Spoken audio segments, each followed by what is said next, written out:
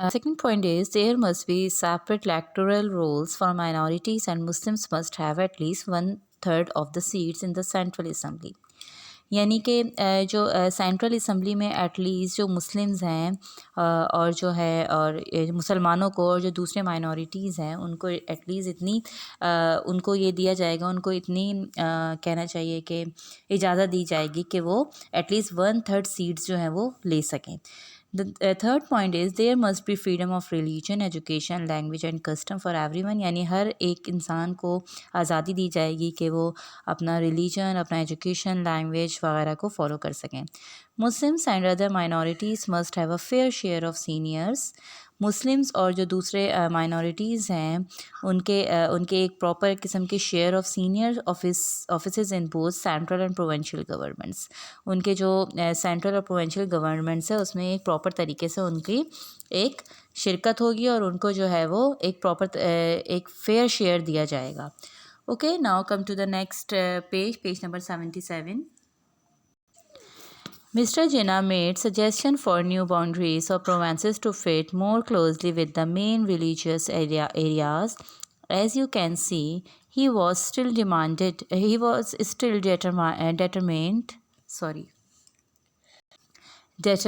to keep the whole of India united when it obtained independence. On the other hand, in 1930, Sir Muhammad Iqbal at the Muslim League Conference at Allahabad hinted strongly that a separate Muslim state was a possibility. He said that it would be better for everyone if the northwest of the subcontinent was a completely self-governing state.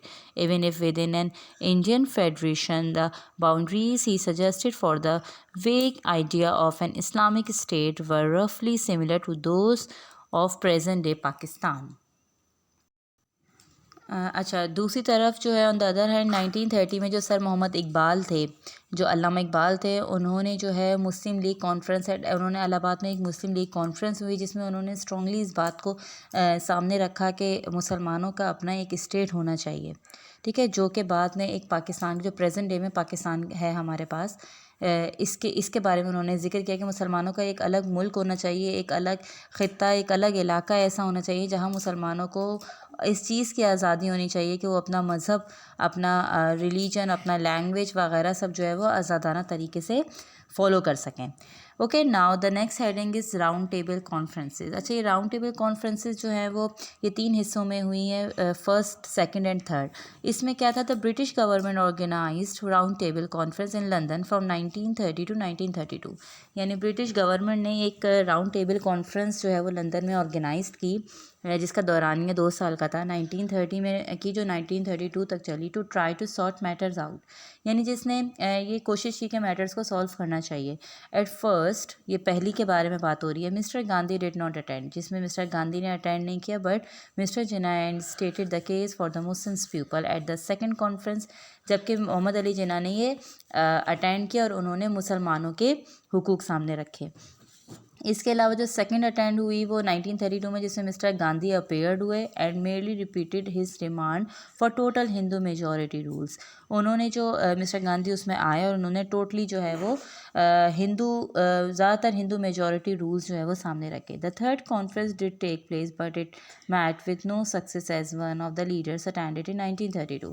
फिर इसके बाद जो इसकी जो तीसरी conference हुई उसमें उसका भी कोई फ़ायदा नहीं हुआ.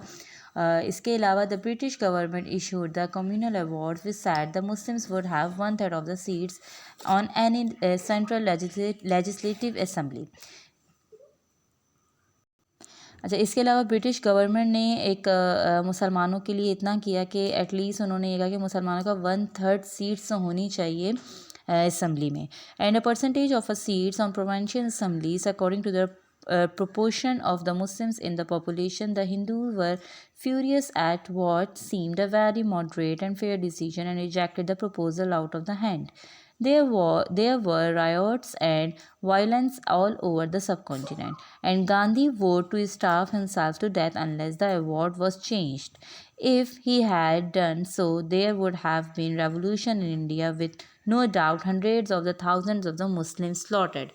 अच्छा, इसके अलावा क्या हुआ? खैर जो उन्होंने ये इस तरह का ये कहना चाहिए, ब्रिटिश ने जब ये एक आइडिया अपना रखा कि मुसलमानों का भी 1/3 हिस्सा होना चाहिए, उनकी भी सीट होनी चाहिए असम्बली में, तो हिंदुओं ने जो है वो मुसलमानों की इस बात को भी नहीं माना।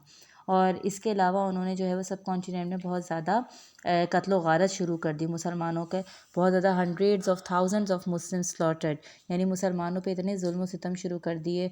और मुसलमानों को जो है वो बाकायदा आप लोगों ने जैसे कि अक्सर देखा भी होगा, इस तरह की डॉक्यूमेंट्रीज़ वगैरह भी बनती है, तो मुसलमानों को बाकायदा स्लॉटर किया गया। और जो है मुसलमानों ने बहुत ज़्यादा कुर्बानियाँ भी दी इस चीज़ के लिए। इसके अलावा उन्होंने इस चीज़ को एक्सेप्ट ही नहीं किया कि मुसलमानों का एक अलग मुल्क होना चाहिए। तो जब पाकिस्तान एक अलग मुल्क बनकर पाकिस्तान जब सामने आया और वहाँ के मुसलमानों ने जब उस हिंदुस्तान से हिजरत करके जब वो पाकिस्तान आने लगे, मुसलमानों के अपने ख़त्े में, अपने एरिया में आने लगे, तो जो इंडिया के जो हिंदू थे, जो बहुत एक्सट्रीमिस्ट थे, उन्होंने मुसलमानों के साथ बहुत बुरा सलूक किया। मुसलमानों को मारा, पकड़ पकड़ के मारा, उनके बच्चों को छीन लिया और उन पर बहुत जुल्म सितम ढाए। Okay, the next heading is the government of India act 1935. As the parties continued to quarrel with neither side giving way, Britain decided to bring its own solution, which would be the basis of independence for India. This was the Government of India Act, which was passed in 1935. Okay, now come to the next page, page number 78. It stated the following points. अच्छा, इसमें वो ये बता रहे हैं कि जो government India का एक्ट 1935 में हुआ, उसमें क्या हुआ कि ब्रिटेन ने डिसाइड किया to bring in its solution, वो उनका एक हल निकाल के लेकर आए, which would be the basis of independence for India. ठीक है, this was the government of India act. ये जो है वो इंडिया की गवर्नमेंट की तरफ से एक एक्ट था जो पास हुआ था 1935 में। इसके भी कुछ पॉइंट्स हैं जो आप लोग के सामने पेज नंबर 78 पे हैं। इस पॉइंट्स में क्या बात कही गई? India should become a self governing dominion as soon as possible. India का अपना एक अलग गवर्नमेंट होनी चाहिए। The second point is it should have a federal system. इसका एक फेडरल सिस्टम होना चाहिए as central government for the whole of the subcontinent with provincial assemblies for the different regions. There would be 11 provinces with Sindh, Bombay and Orissa being separate provinces. इसके अलावा जो है वो 11 provinces होने चाहिए जिसमें सिंध, बॉम्बे, उड़ीसा और different provinces सेपरेट होने चाहिए। Ministers in the viceroy cabinet, जो वाइसरॉय जो शहजादा था, the real power house of the government would be responsible to an mainly elected central legislative assembly. यानी अभी भी जो ऊपर जो असल में हाथ जो रखा गया है वो फिर भी यही रखा गया था कि वॉइस राय जो है वो उसी के पास सारी पावर होगी। Except for defence and foreign affairs everything would be in the hand of the provincial assemblies. यानी डिफेंस और फॉरेन अफेयर्स के अलावा जितना जो कुछ भी होगा वो प्रोविंशियल स्टेट में सूबाई असम्बलीज के हाथ में होगा। Full dominion status with all powers in the hands of the people of the subcontinents would come in the near future. This solution pleased one. The Muslims believed quite rightly that they would always be in a minority. The 590 princes did not like the democratic reforms and the Hindus disliked the princes who had majority in the upper house. There were the inevitable disturbances, riots and violent agitations against the government. इस करारदाद से कोई भी खुश नहीं था। मुसलमानों का ये मानना था कि वो हमेशा अक़लियत में ही रहेंगे। 59 प्रिंसेस को ये जमहूरियत पसंद नहीं आई थी और हिंदू राजकुमारों की और वो हिंदू राजकुमारों को पसंद भी नहीं करते थे क्योंकि इनके ऊपर में भी अक्सरियत थी।